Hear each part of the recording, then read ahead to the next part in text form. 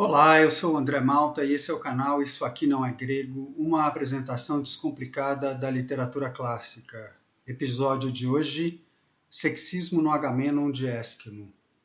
Agamenon, ou Agamemnon, ou Agamenão, é o líder do exército grego na expedição contra a Troia e um personagem de destaque na Ilíada de Homero.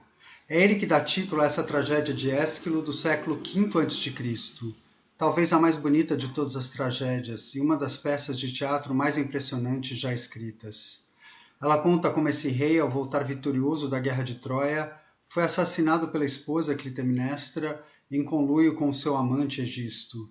Existem outras duas peças que Ésquilo escreveu para servirem de sequência ao Agamenon.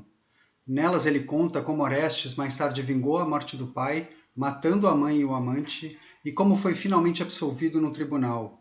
O conjunto dessas três peças é conhecido como Oresteia.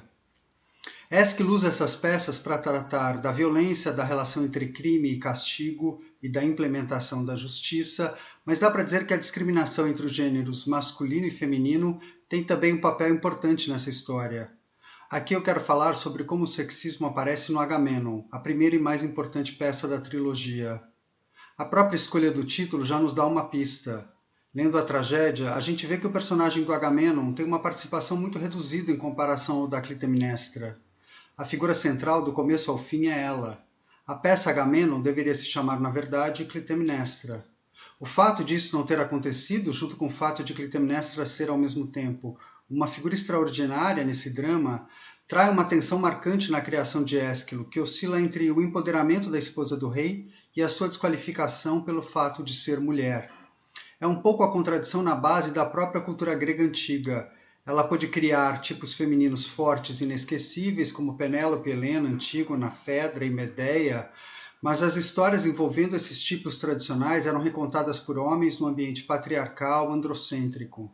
As mulheres não tinham a oportunidade de compor poemas, criar peças ou trabalhar como atrizes, eram os homens que representavam as figuras femininas no teatro.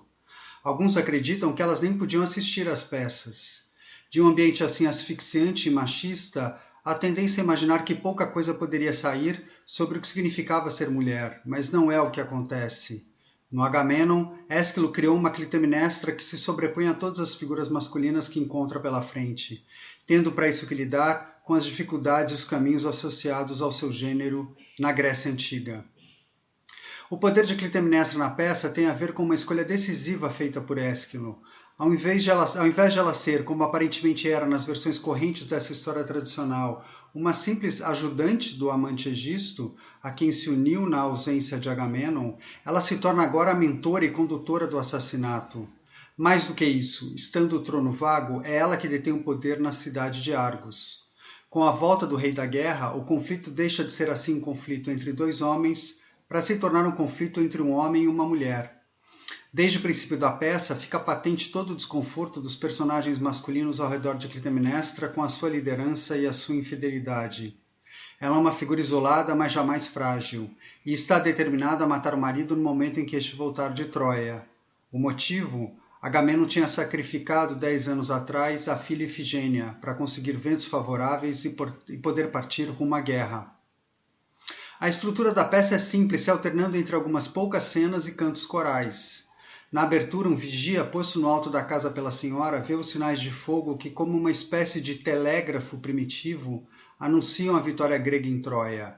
Trata-se de um monólogo, Clitemnestra não está no palco ainda, mas o descontentamento masculino com o poder dela e com sua traição está bem claro.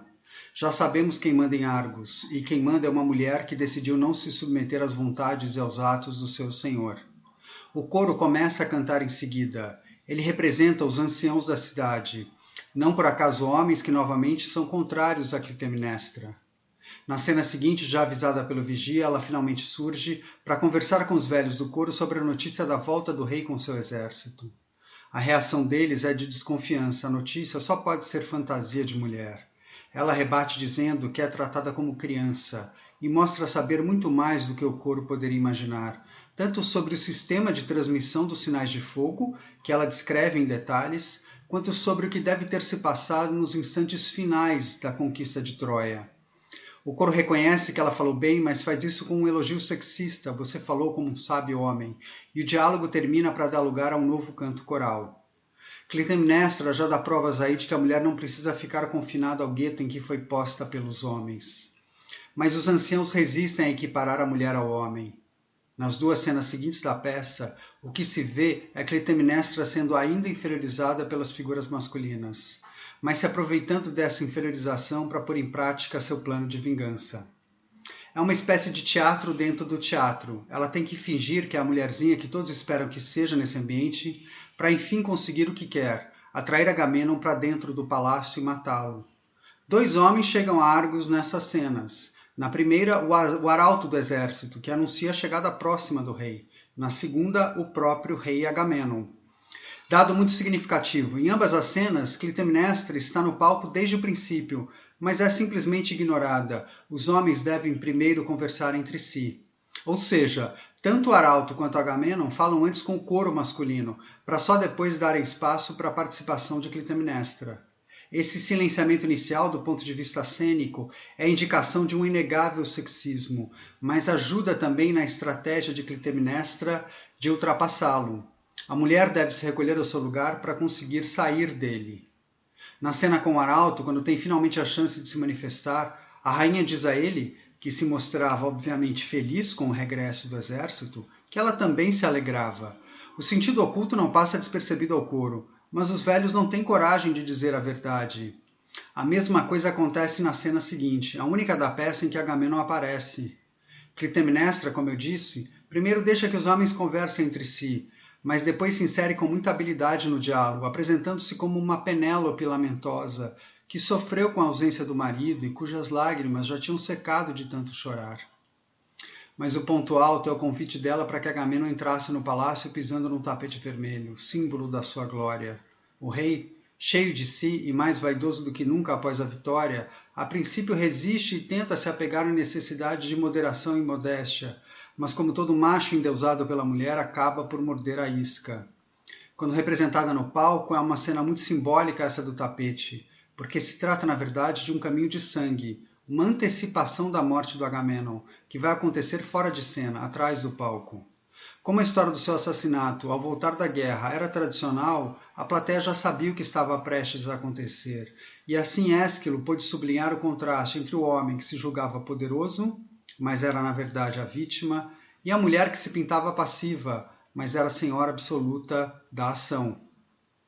Há um dado a mais evidente para quem assistia à peça. Agamenon não chega sozinho. Ele traz junto uma cativa de guerra, a troiana Cassandra. O homem que podia matar a filha sem dar a mínima para a opinião da esposa, podia também ter livremente suas escravas sexuais. Da perspectiva masculina, caberia à mulher apenas aceitar, como caberia a Medeia aceitar a traição de Jasão e a Dejanira aceitar a de Héracles. Mas os mitos gregos vão além e falam, como sabemos, de mulheres que não se submetem. Cassandra é uma dessas mulheres e será a figura central na cena anterior ao assassinato de Agamenon. É ela que dialoga com o coro e leva ao ápice a atmosfera de desastre que pairava desde o começo da peça. Sendo alguém que tem o poder da vidência, a estrangeira Cassandra é capaz de descobrir os crimes passados e futuros da família. Mas junto com esse poder, ela obteve uma maldição, a de não ser levada a sério. O castigo foi imposto pelo deus Apolo, por ela ter resistido ao seu assédio. Sim, na cena mais impactante da peça, de novo a violência masculina em relação à mulher entra como dado nada desprezível. A parte final da peça, depois de ouvirmos os gritos do rei enquanto é golpeado pela esposa, traz uma transformação de Clitemnestra. Ao reaparecer, ela não precisa mais fazer o teatro da mulher dócil e pode assumir abertamente o seu poder. Nem o vigia, nem os anciãos do coro, nem o arauto, nem o próprio Agamenon, nenhuma dessas figuras masculinas foi capaz de se contrapor ao desejo dela de vingança. Ela simplesmente não aceitou de modo passivo a perda da filha. O recato e o silêncio, símbolos da mulher submissa, são postos de lado. Agora ela proclama, em alto e bom som, o sucesso da sua armadilha e a satisfação com o assassinato. O coro, chocado, a censura, mas Clitemnestra não se abala. Numa das afirmações mais desconcertantes da literatura grega, ela diz que o crime lhe trouxe sabor adicional na cama, uma referência explícita à sexualidade e ao prazer feminino. Daria para escrever uma tese sobre a dificuldade dos estudiosos, homens basicamente, em digerir essa fala. Mas falta ainda aparecer Egisto, o amante, e é isso que acontece na última cena da peça. O fato dele surgir só no fim é a confirmação daquilo que eu disse antes. Nessa versão da história, a figura de destaque é Clitemnestra, e é ela ainda que dá as cartas. No bate-boca que se forma entre os machos, com os velhos do coro acusando Egisto de ter agido como uma mulher por não ter ousado cometer o crime com as próprias mãos, é a mulher Clitemnestra que intervém para controlá-los, quase como se fossem crianças. A protagonista da peça, tratada como criança pelos homens em boa parte dela, fecha a ação reafirmando aquele empoderamento de que deu mostras desde o princípio. O Agamenon é uma peça sobre Clitemnestra, sobre a perspectiva feminina, sobre os obstáculos que as mulheres têm de enfrentar, sobre seus silenciamentos. É bem verdade que na sequência da trilogia, com a morte dela e de Egisto na segunda peça, e com Orestes saindo impune do crime terrível do matricídio na terceira, a mensagem parece ser outra. Não se pode admitir uma Clitemnestra na sociedade. O assassinato da mãe pelo filho pode sim ser perdoado, mas matar o marido é imperdoável. As mulheres podem sim ser as vítimas, mas os homens nunca. No entanto, por mais apaziguadora que essa mensagem final pudesse soar aos ouvidos dos atenienses, o fato é que Clitemnestra pode ser tomada como a grande figura da trilogia. Ela é a única, aliás, que aparece nas 3 peças. Na última delas é seu fantasma que surge como personagem. A sua presença é tão poderosa que impede que a lição provavelmente pretendida por Ésquilo sirva de palavra final. A revelia do autor, a divisão entre os sexos com seus papéis pré-definidos e com a mulher lutando contra a opressão de que era vítima, acaba por se impor como uma questão sem resposta à vista e igualmente trágica. Para terminar, eu quero falar sobre a relação entre os sexos num exemplo bem diferente do Agamenon de Ésquilo. Todo mundo sabe que a figura feminina mais importante da poesia homérica é Penélope, a esposa de Odisseu. Penélope é central na Odisseia, espera durante 10 anos pela volta do esposo da guerra de Troia. Como ela se comporta durante a ausência do marido? Chorando, se lamentando, se preocupando com o futuro do filho deles, Telêmaco, mas também nos anos finais dessa espera, tendo que lidar com mais de 100 homens que, imaginando o rei morto, sonhavam em tomar o lugar dele e casar com a rainha. Só que Penélope, ao contrário de Clitemnestra, é uma esposa fiel. Ela resiste ao avanço dos pretendentes e ainda imagina uma estratégia para conseguir esse objetivo. Diz que precisa tecer uma mortalha para o pai de Odisseu e que só depois disso poderá escolher um novo homem.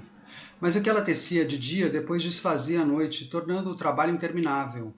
Claro, ela acaba sendo descoberta e a animosidade no palácio aumenta, mas o que eu quero mostrar é como, a princípio, Penélope é uma anti-Clitemnestra, e, portanto, uma personagem que se ajustaria bem à visão machista dos gregos. Odisseu trai Penélope sem problemas, com Circe, com Calipso, mas Penélope, mesmo cortejada por vários jovens, se mantém pura. Ela representaria, assim, essa linhagem feminina íntegra, enquanto Clitemnestra, junto com a irmã infiel Helena, representariam a linhagem dissoluta. O poema endossa isso, mas a verdade é que Penélope é mais que esse exemplo feminino construído pela misoginia. Como os estudos feministas começaram a mostrar a partir da década de 70, Penélope, por causa da estratégia da mortalha e de uma esperteza capaz de rivalizar com a do marido, tem outra faceta, nada dócil. Ou seja, mesmo na Odisseia, uma obra que, diferentemente do Agamenon de Ésquilo, parece pintar um retrato controlado sobre o comportamento feminino tido como ideal, mesmo nela esse comportamento na figura de Penélope ultrapassa cercas sociais e culturais pré-definidas. Eu fico por aqui, obrigado por ouvir e até a próxima.